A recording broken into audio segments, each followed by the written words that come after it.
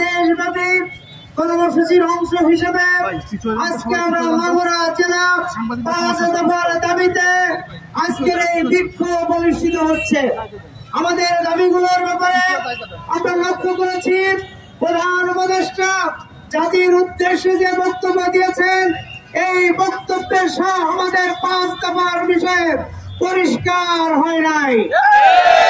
আমরা লক্ষ্য করেছি যে গণভোটের কথা তিনি বলেছেন, কিন্তু সেই গণভোট এবং জাতীয় নির্বাচন, সংসদ নির্বাচন তিনি একই দিনের কথা বলেছেন।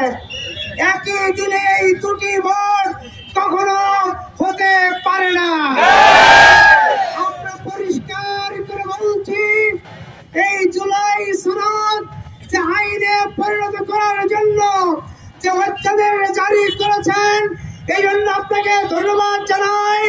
তবে এই অধ্যাদেশকে আইনে পরিণত করার জন্য এই নভেম্বরে গণভোট দিতে হবে।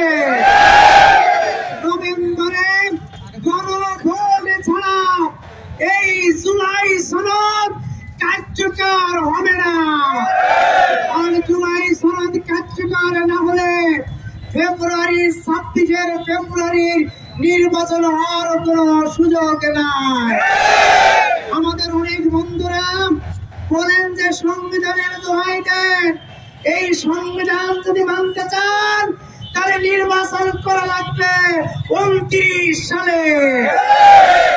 আমরা কি 29 সালে নির্বাচন করব?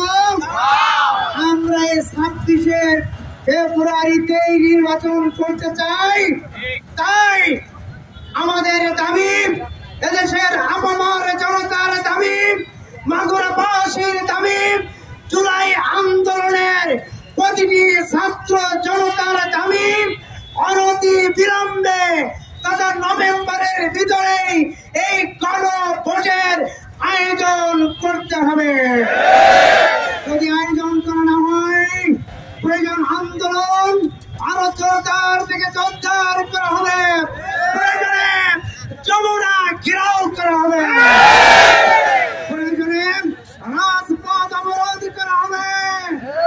আমরা এই গণভোটে নভেম্বরের না হওয়া পর্যন্ত আমাদের আন্দোলন চলমান থাকবে।